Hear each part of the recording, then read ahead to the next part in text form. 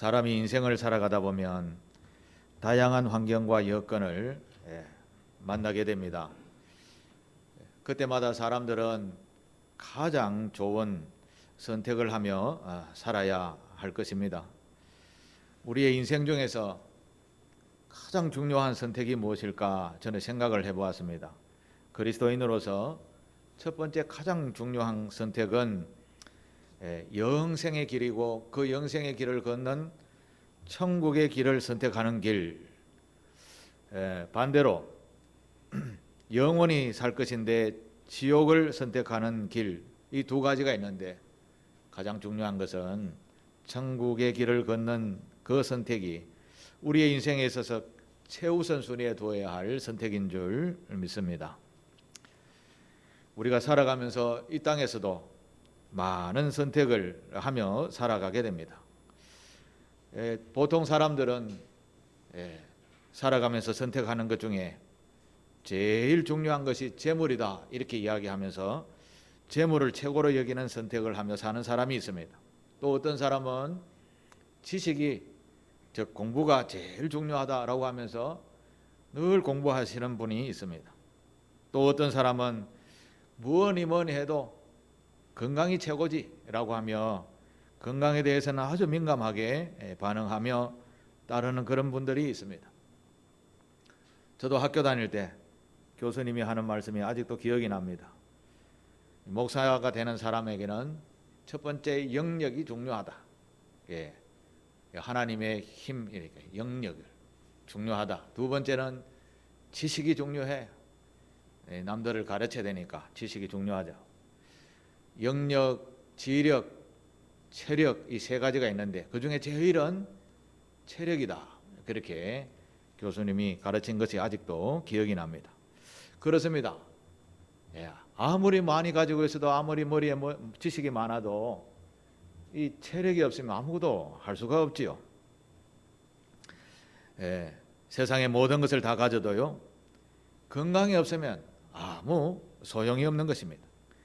억만금을 가지고 있어 보니 뭐합니까? 침대에 누워서 일어나지 못한다. 아무 소용이 없는 것이죠. 우리는 이렇게 건강이 중요하다라는 것을 잘 알고 있습니다. 그런데도요, 이 건강이 중요하다라고 알면서도 이 단순한 진리도 잘 안 지킵니다. 몸에 해로운 것을 운동을 좀 해야 된다라고 알면서도 운동은 그냥 머릿속에만 운동하고 몸은 그냥 앉으면 좀 눕고 싶죠. 또 눕고 이런 모습이 우리의 모습이 아닐까요? 왜 이렇게 진리를 왜 이렇게 무시하며 살아갈까요? 제가 감히 판단해 보기는 사람들마다 너무 지혜가 없지 않는가 이런 생각을 제가 해보게 되었습니다. 예를 들어서 급한 일이 생겼는데 자기 손에 전화기를 들고 있으면서도 쫓아가서 멀리 있는 상대방에게 쫓아가서 이야기를 전하는 사람을 우리는 지혜롭다 하지 않습니다. 어리석다라고 하는 것이죠. 영국의 유명한 사상가인 토마스 칼라일이라는 분이 이런 말을 했습니다. 사람이 왜 망하는가? 단적으로 지혜가 없어서다. 지혜가 부족해서다. 그렇게 말을 했습니다. 즉 사람은 돈이 부족해서 망하는 것이 아니라 지혜가 부족해서 망하고, 부부가 이혼하는 것도 사랑이 부족해서가 아니라 지혜가 없어서 이혼하고, 회사나 사회에서 적응하지 못하는 사람도 실력이 없어서 잘리고 해고되고 하는 것이 아니라 지혜가 부족해서 그렇다. 이 토마스 칼라일이라는 사상가가 그렇게 말을 했습니다. 그러고 보면 우리가 살아가는 삶의 자리 속에서 여러 가지 환난과 고통과 고난을 만나고 때로는 실패도 하게 되죠. 그런데 가만히 살펴보면 내가 참 지혜가 없었구나 라는 것을 알 수 있게 됩니다.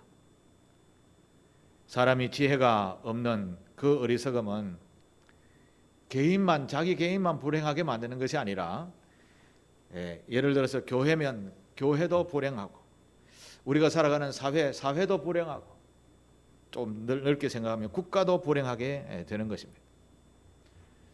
우리 조선 후기에 유명한 실학자였던 정약용 선생, 여러분 다 잘 아시죠? 이번에 하는 말씀 속에 이런 말이 있습니다.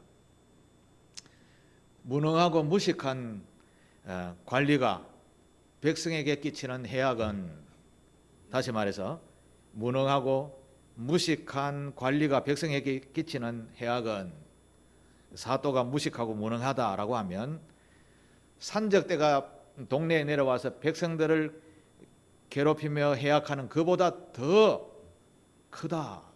정약용 선생이 하신 말입니다. 다시 한번 말씀드리겠습니다.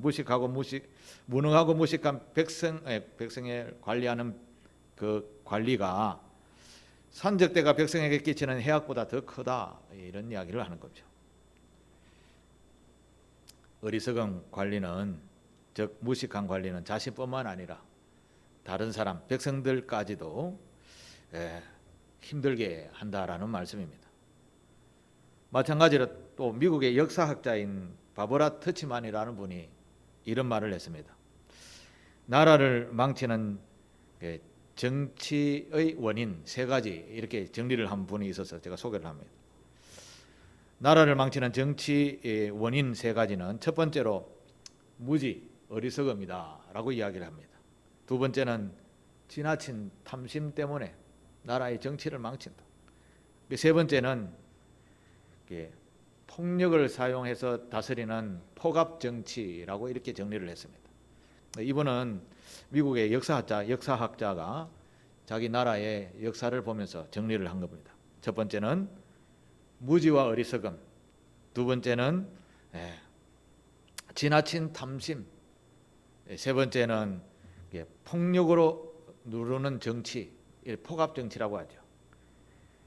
지금도 어리석은 폭군들이 나라를 망치는 그런 지도자들이 세계에 많죠. 백성들의 생명을 지도자가 잘못 앉아서 엄청나게 해를 끼치는 그런 해악들이 지금도 우리가 보고 있으며 살아가고 있습니다. 자, 정말 나라의 백성들은 지혜로운 지도자를 만나는 게 참 복이라 할 수 있겠습니다. 지혜로운 지도자를 위해서 우리는 기도를 많이 해야 하겠습니다. 자, 그러면 여러분은 지혜롭다라고 할 수 있습니까? 지혜로운 삶을 살고 있다고 생각하십니까? 반대로 나는 참 어리석게 지금도 살아가고 있다, 이렇게 생각하고 계십니까? 대부분 자기 자신을 보면서 나는 지금 어리석게 살고 있다라고 생각하시는 분은 아무도 없습니다. 지금 나는 내 생애에서 최고 지혜로운 삶을 살고 있다, 아마 그렇게 살고 있을 것이라 생각을 합니다. 그런데 우리 삶을 한번 되돌아보십시오. 나의 삶의 성적표를 뒤돌아보면 정말 지혜롭게 살아왔구나라고 점수를 매길 수 있겠습니까? 현재의 결과를 보면 우리의 삶의 현재의 주소를 정확하게 알 수 있는 것이죠. 그래서 오늘 우리가 읽었던 본문에 나오는 인물을 한번 비교하면서 나는 과연 지혜로운 사람의 삶을 살고 있는가, 어리석은 삶을 살고 있는가 생각하면서 내가 만약에 이런 사람이 아닌가라고 생각했을 때는 즉시 내 자신을 개혁해 나가는 그런 시간이 되시기를 바랍니다. 오늘 본문에 나오는 인물은 제가 소개를 하겠습니다. 원래 이 사무엘상 25장 전체를 다 읽어야 되는데 제가 간략하게 소개를 하겠습니다. 이 나오는 인물을 주인공 중에 한 분은 나발이라는 사람입니다. 이름도 잘 지어야 되는데 나발이라는 이름의 뜻은 어리석은 자, 뭐 이렇게.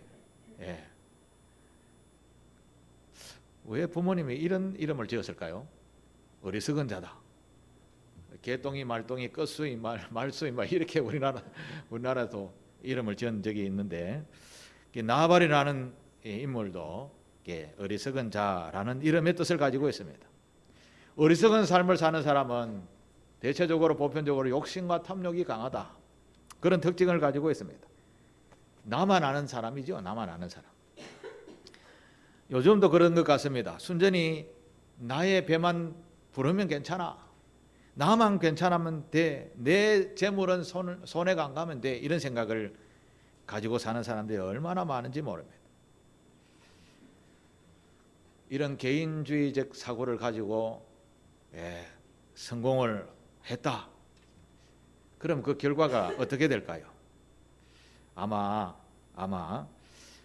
그런 돈을 많이 벌었고 부자로 살아도 아마 나중에 자기 혼자만 남는 그런 삶이 될 것입니다. 이 모든 사람들이 자기만 아는 사람에게 옆에 누가 있겠습니까? 쓸쓸한 인생이 되고 마는 것이죠.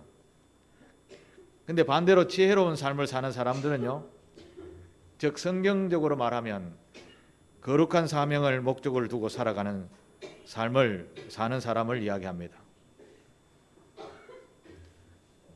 지혜로운 사람이 성공을 하면요, 이웃에게 큰 도움을 줍니다. 제 말보다 기침의 은혜가 더 큰 것 같습니다.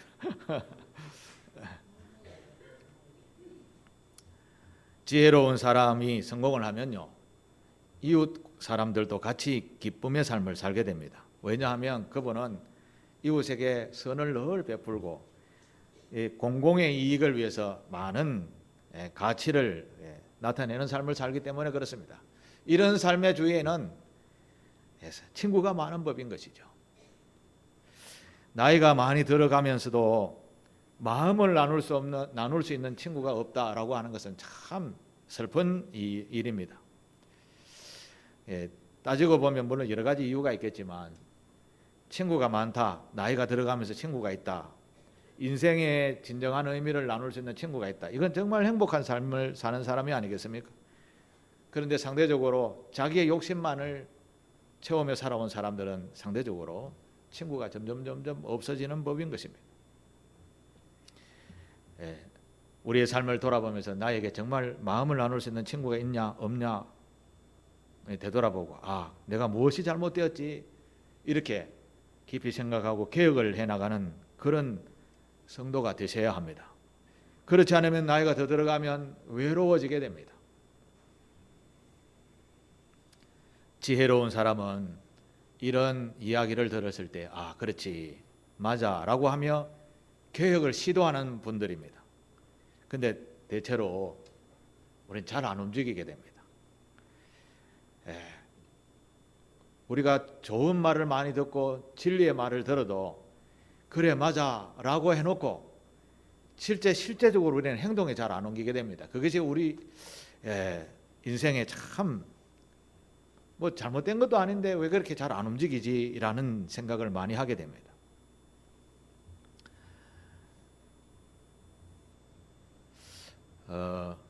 무슨 이유에서 이렇게 행동으로 잘 안 옮겨지게 될까요? 우리의 자아 속에 나라는 자아가 너무 강하니까 진리가 이렇게 들어와도 그 벽을 깨뜨리지 못하는 것입니다. 제가 지난주에 책상에 앉아서 요즘 언어 인공지능이라고 하는 챗 GPT라는 그 사이트에 들어가서 제가 질문을 하나 했습니다. 거기에는 질문을 하면 이 컴퓨터가 세상에 있는 모든 지식을 다 습득해서 답을 해주는 그런 사이트입니다. 제가 어떤 질문을 했는가 하면요, 술 중독자나 도박 중독자, 어떤 것에 중독이 되어 있는 사람을 어떻게 하면 회복시킬 수 있을까요? 이렇게 질문을 했습니다. 그 질문을 했더니 바로 답을 합니다. 술 중독자나 도박 중독자들은 스스로는 고칠 수 있는 분이 아닙니다. 스스로는 고칠 수 없습니다. 왜 그런가 하면 술 중독자, 도박 중독자는 질병입니다. 이렇게 이야기하는 겁니다. 질병입니다. 이제까지 수많은 임상시험과 치료와 연구 결과를 분석해 본 결과 전문가에 의해서 치료를 받아야 하는 질병입니다. 이렇게 컴퓨터가 답을 했습니다. 거기에다가 말 한마디를 더 붙입니다. 다만 옆에 있는 우리가 할 수 있는 일은 부정적인 시각으로 그가 하는 행동을 멸시나 천대를 하지 말아야 됩니다. 그들의 형편에 서서 위로해드리는 것이 지금으로서는 가장 좋은 방법입니다. 가족이 해야 할 제일 좋은 방법은 고치지 못하는 습관에 빠진 분들을 권면을 잘해서 치료를 받게 하는 것, 이게 가장 정확한 답입니다. 참으로 안타까운 것은 이런 중독자들은 자신이 아픈 질병을 가지고 있다라고 모른다라는 것입니다. 이 컴퓨터가 이런 대답을 했습니다. 놀랍죠? 어떻습니까? 현실에는 어떻습니까? 이거 질병입니다. 알코올 중독자는 병원에 가서 치료를 받아야 됩니다라고 하면 네 해놓고 병원 갑니까? 안 갑니까? 절대 안 가죠. 고집을 피우죠. 당신이나 잘하세요. 이런 답을 얻게 될 겁니다. 참 가족은 참 힘들고 어렵습니다. 우리는 이렇게 자신을 제대로 모르고 살아가는 사람을 어리석다 그렇게 표현하는 것입니다. 반대로 자신의 소위를 돌아보고 이것은 잘못되었지라고 하며 즉각 고쳐나가는 사람을 반대로 지혜로운 자다라고 그렇게 이야기를 하는 겁니다. 자, 오늘 성경으로 돌아가서 성경에는 어리석은 자와 지혜로운 자를 비교해서 말씀을 합니다. 먼저 앞에서 제가 잠깐 소개했던 나발이라는 인물은 그 성경에 보면 양 1000마리, 염소 1000마리 이게 이제 재산이죠. 그 당시로 보면 엄청난 부자입니다. 그리고 양털을 깎고 염소털을 깎아서 팔면 또 돈이 생깁니다. 이런 그 양털을 깎을 때 잔치를 한다고 합니다. 그 잔치하는 날에 다윗이 자기의 수하가 많으니까 음식을 좀 나눠주십시오라고 정중하게 자기의 부하를 보내게 됩니다. 다윗이 참된 지도자가 된다라는 것을 많은 사람들이 다 알았습니다. 그러니까 다윗에게 모여드는 사람들이 점점 많아져서 성경에는 600명이나 모였다 이렇게 이야기를 합니다. 그리고 600명을 먹이려니 양식이 좀 필요했죠. 광야니까. 그래서 나발에게 부탁을 했더니 나발이 대답을 합니다. 나발은 어떤 사람이라고 했죠? 욕심이 많은 사람, 어리석은 사람이라고 했죠. 사무엘상 25장 10절 11절입니다. 나발이 이렇게 대답합니다. 나발이 다윗의 사환들에게 대답하여 이르되 다윗은 누구며 이새의 아들은 누구냐? 요즘 말이야 주인에게서 떠나는 종들이 많다는데 그런 종에게 내가 어찌 내 떡과 물과 양털 깎는 자를 위하여 잡은 고기를 가져다가 그들에게 주겠냐? 이런 말을 하는 겁니다. 성경 그대로 제가 안 읽었습니다. 다윗을 상당히 모욕하는 그런 말을 한 거죠. 감히 말이야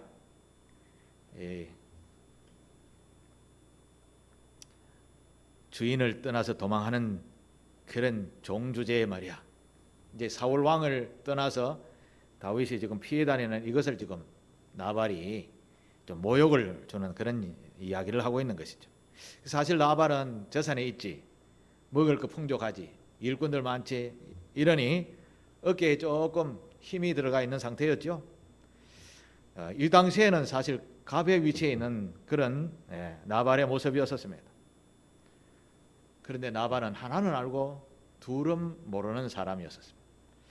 사실 광야에서 양떼 1000마리, 염소떼 1000마리, 어마어마한 큰 무리를 이끌려면 목동이 많이 필요했겠죠. 그런데 이 사회적 당시에는 우리나라처럼 이 치안이 잘 되어 있는 곳이 아니었습니다.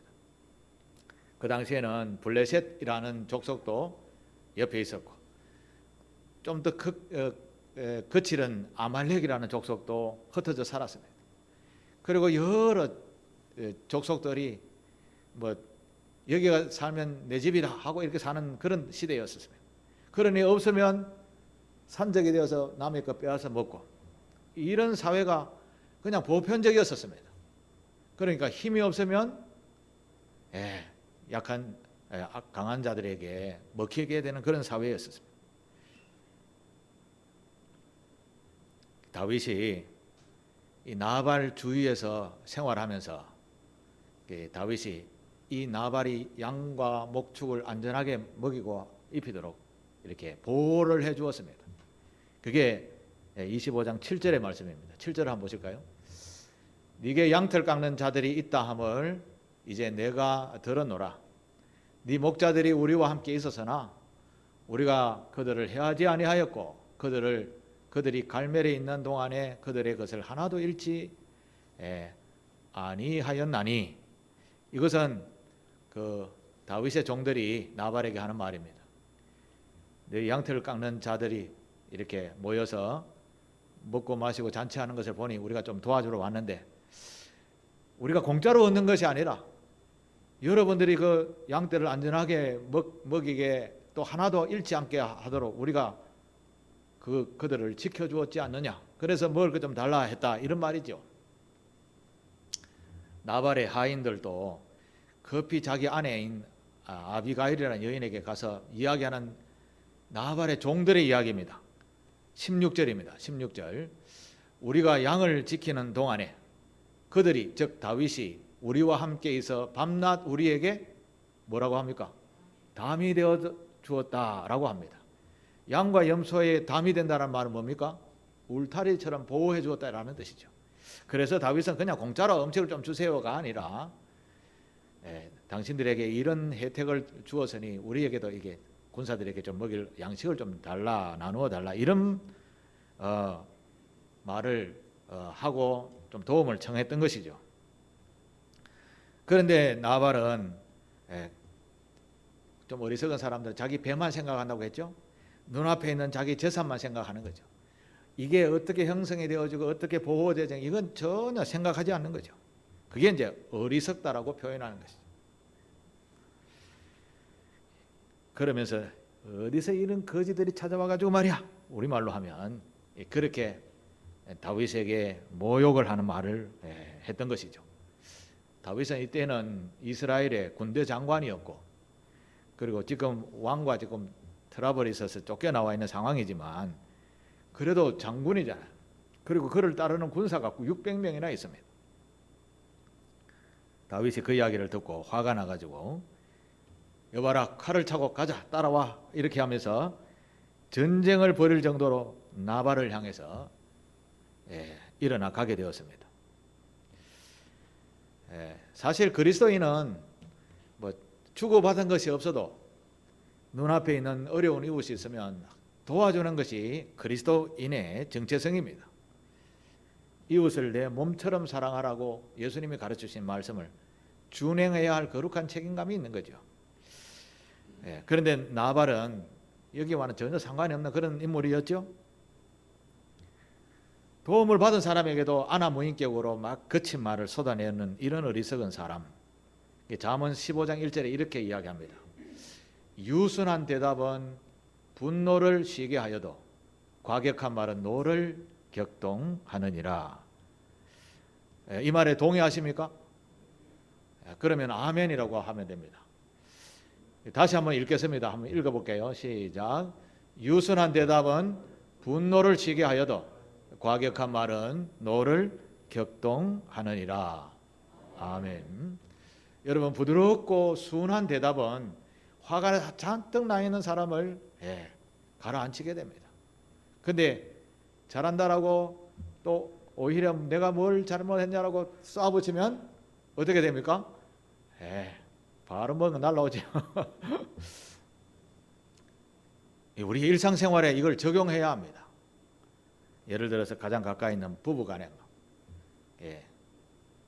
어느 한쪽이 화가 나가 있는데 당신이 뭐 잘했는데 이렇게 하면 뭐가 날라오죠? 밥상이 날라오요. 근데 그때는 유순한 대답은 부드럽고 유순한 대답은 분노를 사귄다. 하나님의 말씀입니다. 마음에 잘 새겨 놓으시길 바랍니다. 그 우리나라 속담에 이런 말이 있죠. 집에서 새는 바가지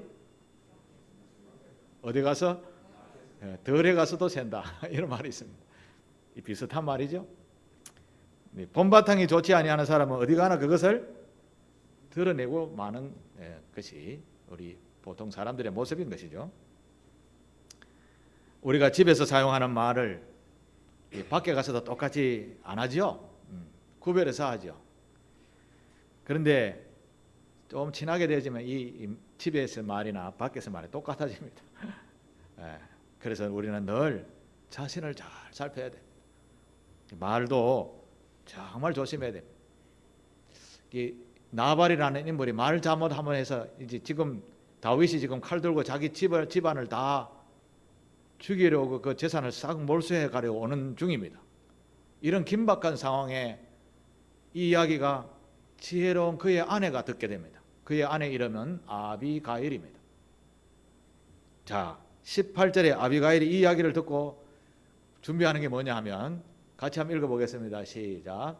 아비가일이 커피, 떡 200덩이와 포도주 2가죽 부대와 잡아서 요리한 양 5마리와 볶은 곡식 5세아와 금포도 100송이와 무화과 뭉치 200개를 가져다가 나귀에 싣고 어디로 갔겠습니까? 다윗에게 막 쫓아가는 것이죠. 성경을 읽다 보면 지름길로 갔다라는 이야기가 있습니다. 보통 길로 가는 것이 아니라 마음이 얼마나 급했으면 지혜로운 사람은 이게 위기다라는 것을 아는 거죠. 잠언 11장 9절 같이 읽습니다. 시작. 악인은 입으로 그 이웃을 망하게 하여도 의인은 그 지식으로 말미암아 구원을 얻느니라. 이 아비가일에 속한 그런 말씀인 것 같죠? 악인은 남편 나발은 입으로 이웃이 아니라 자기를 지금 망하게 하고 있습니다. 그런데 의인 아내인 아비가일은 그가 가진 지식 총명함으로 말미암아 죽을 자리에서 구원을 얻게 되었다라는 말씀입니다. 사실 이 아비가일이 하는 행동은 그 당시에는 여권이 전혀 없는 여성이라는 권세가 인권이라는 게 전혀 없는 시대였기 때문에 여인은 남자 앞에 가서 이야기를 하면 안 듣는 그런 시대였습니다. 그런데도 담대하게 음식을 준비해서 다윗에게 가서 엎드립니다. 아이고 우리 남편이 어리석어서 그랬습니다. 우리말로 하면 아이고 잘못했습니다. 그렇게 다윗에게 지혜와 총명함이 뛰어난 다윗에게 현명한 판단을 해달라고 용서를 구하게 되죠. 그래서 오늘 우리가 읽었던 본문은 다윗이 네 말 맞다. 네가 똑똑함으로 말미암아 내가 화가 풀렸다. 네가 한 말대로 내가 기쁘게 너를 보낼 테니까 내 말대로 내 청을 허락하노라 하며 보내게 됩니다. 자, 여기에서 나발의 어리석음과 그의 아내 아비가일의 지혜로움을 우리가 배워야 합니다. 그런데 나는 아비가일 같은 사람이야 이렇게 생각할 것 같죠? 전부 다 아마 대부분 그렇게 생각합니다. 나는 아비가일이지 맞아. 그런데 실제 행동은 다 나발과 같은 행동을 가지고 있다는 거 아십니까? 그걸 우리 삶을 되돌아보면 그 성적표로 금방 알 수 있는 겁니다. 한국 사람은 좀 특히 더한 것 같습니다. 우리에게 고정관념이라는 게 참 강한 것 같습니다. 이 고정관념은 자기가 가진 지식이죠. 그동안 배워왔던 환경과 문화 이런 것을 통해서 가진 자기만의 세계죠. 근데 이게 옆에서 진리라 해도 들어와도 튕겨나갑니다. 그래요? 해놓고 안 지킵니다. 이 질병에는 이게 좋습니다. 약을 줍니다. 그러면 그 약 다른 사람이 먹었더니만 오히려 빨리 죽었더라. 이런 소리를 어디에서 들은지 몰라도 들었다면 절대 안 먹습니다. 의사 말도 안 듣습니다. 제가 그런 사람이었는데요. 어느 날 자다가 갑자기 귀가 멍해져서 이게 이유도 모르고 원인도 모르고. 그래서 병원에 쫓아갔더니 뭐는 요만한 알약 하나를 이렇게 주고 먹으라 그래요. 그렇게 그 약의 성품을 이렇게 컴퓨터에 쳐보니까 신경 안정제라 뭐 이렇게 해설을 붙여놨더라고.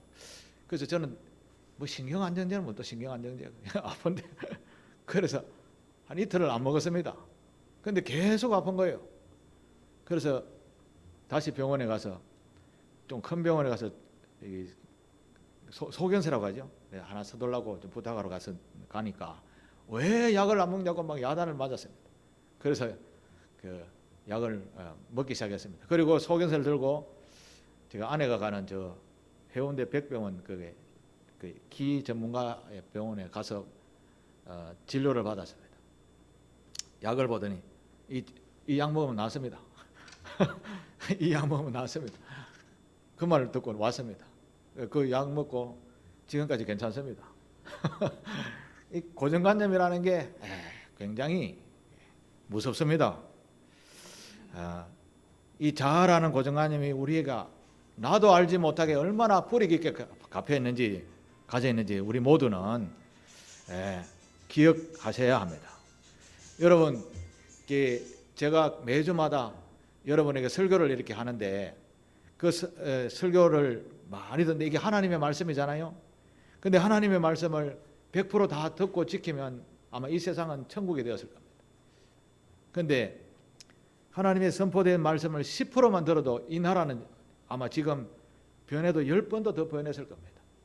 그런데 별로 안 변하죠. 교회 문만 나가면 하나님의 말씀은 말씀이고 내 생활은 내 생활이다. 또 이렇게 일주일을 지나게 되죠. 그것은 우리의 자아의 의식이 너무 강하다라는 겁니다.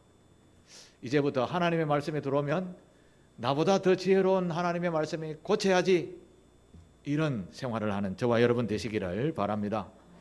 예수님께서는 자기를 부인해라 라고 이야기했습니다. 내가 주인이 아니고 예수님이 주인이다 라는 말씀을 우리에게 교훈해 주셨습니다. 자기를 부인해라. 네 주인은 네가 아니라, 이런 말인 것이죠. 주님을 닮아가는, 주님이 주인 되게 될 때에 우리가 정말 지혜로운 삶으로 변하게 될 줄로 믿습니다. 잠언 13장 1절에 보면 이런 말씀이 있습니다. 지혜로운 아들은 아버지의 훈계를 잘 들으나 거만한 자는 꾸지람을 즐겨 듣지 아니하느니라. 저와 여러분에게 하시는 말씀 안 그렇습니까? 어리석은 사람은요, 인생의 즐거움만을 생각합니다. 그러나 지혜로운 사람은 인생의 끝을 생각합니다. 미래를 생각한다라는 거죠. 어리석은 사람은 지금 먹고 마시고 즐기는 것만 생각합니다. 그러나 지혜로운 사람은 이 삶의 끝에 어떤 열매가 맺어지는가를 생각하며 나아갑니다. 뉴스에 보니까 프랑스의 연금 개혁 때문에 온 국민이 다 일어서서 막 난리를 지금 펴고 있는 뉴스를 보셨죠? 근데 대통령이 하는 말은 하나도 틀린 게 없습니다.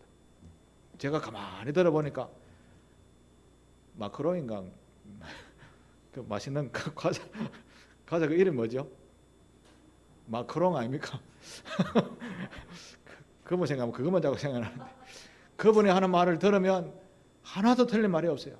2050년 되면 돈이 없다는데, 당신 자식에게 돈이 하나도 줄 게 없다는데 지금 계획 안 하면 안 됩니다 라고 하는데, 그런데 백성들은 안 된다고 데모를 하고 난리입니다. 진리도 잘 안 들었는 세상이 된 것입니다. 이게 우리의 모습입니다. 독일의 수도사이자 유명한 신학 사상가인 토마스 아킨피스, 이 유명한 그리스도를 본받아라는 책을 쓰신 분입니다. 그분이 이런 이야기를 했습니다. 죽어 없어질 재물을 모으고 그 재물에 소망을 두는 자는 가장 어리석다. 동의하십니까? 죽어서 없어질 재물을 모으고 그 재물에 소망을 두는 자는 가장 어리석다라고 했습니다. 왜냐하면 우리 인생은 유한하기 때문에 그렇습니다. 영원하다 같으면 재물을 붙잡고 있어야 되겠죠.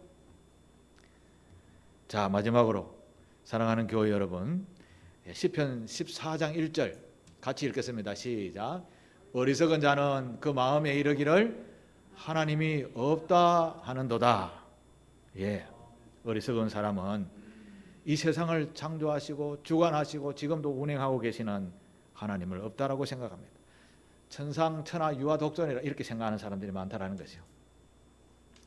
지혜로운 사람은 하나님이 이 세상을 통치하고 계시고 우리를 늘 선한 길로 인도하시고 우리가 그의 영광을 위해서 복이 있는 삶을 살면 우리에게 더 큰 은혜의 복을 주시는 하나님, 그 하나님을 진리로 받아들이고, 그렇습니다. 내가 주인이 아니라 주님이 진리시죠? 그러면 내가 주님의 말씀을 따라 계획하며 살겠습니다. 이렇게 고백하며 살아가는 분들이 지혜로운 사람이다 라는 말씀을 오늘 우리에게 하고 계시는 것입니다. 상길교회 모든 교우들은 앞으로 다가올 영원한 그 천국의 삶을 최고의 목적과 목표로 삼고 선택하면서 주님의 말씀인 진리의 말씀을 들으면서 지혜로운 자의 삶을 사는, 또한 지혜롭다라는 복을 얻으며 사는 그런 상길교회 교우들이 다 되시기를 주님의 이름으로 축복합니다. 기도하겠습니다. 사랑의 하나님, 감사합니다. 부족하고 연약한 저희들에게 알지 못한 어리석음이 있다라는 것을 깨우쳐 주시고 지혜로운 진리의 길을 또한 개혁하며 살라는 주님의 말씀을 듣고 내가 주인이 아닌 주님이 주인이십니다 라는 깊은 교훈을 받고 개혁해 나가야 되겠다라고 생각하는 우리 교우들 다 되게 하시고 또한 지혜로운 자의 모습으로 인도해 주옵소서. 예수님의 이름으로 기도드리옵나이다. 아멘.